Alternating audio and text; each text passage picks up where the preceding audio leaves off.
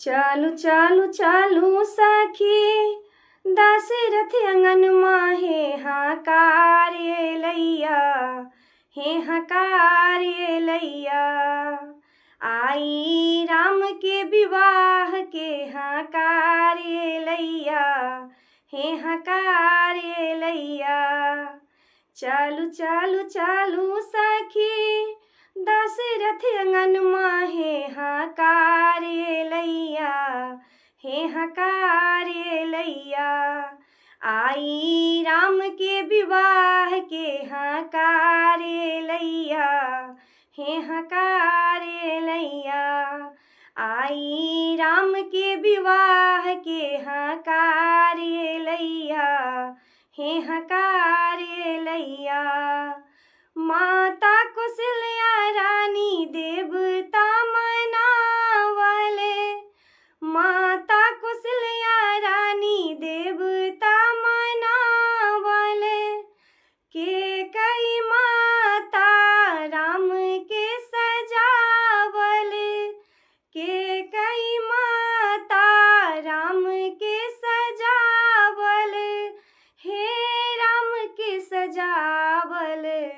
रानी सुमित्रा शुभ मंगल गावल हे हकारे लैया हे हकारे लैया। आई राम के विवाह के हकारे लैया हे हकारे लैया। आई राम के विवाह के हकारे लैया हे हकारे लैया। चालू चालू चालू सखी दशरथ अंगन माहे हकारे लैया हे हकारे लैया। आई राम के विवाह के हकारे लैया हे हकारे लैया। गाजा बाजा लाए दशरथ चलेला, गाजा बाजा लाए दशरथ चलेला। जनकपुरी में सीता सबिया हैला, जनकपुरी में सीता सबिया हैला हे सीता सबिया हैला। धूम मचल अछि अवधि नगरिया हे हकारे लैया हे हकारे लैया। आई राम के विवाह के हकारे लैया हे हकारे लैया। आई राम के विवाह के हकारे लैया हे हकारे लैया।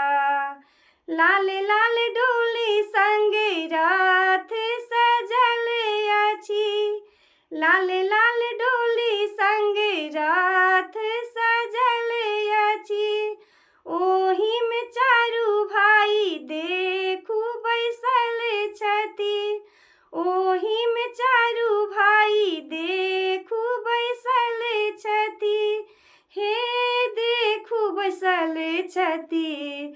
चालू है सखी सब अवधि नगरिया हे बहारे लैया हे बहारे लैया।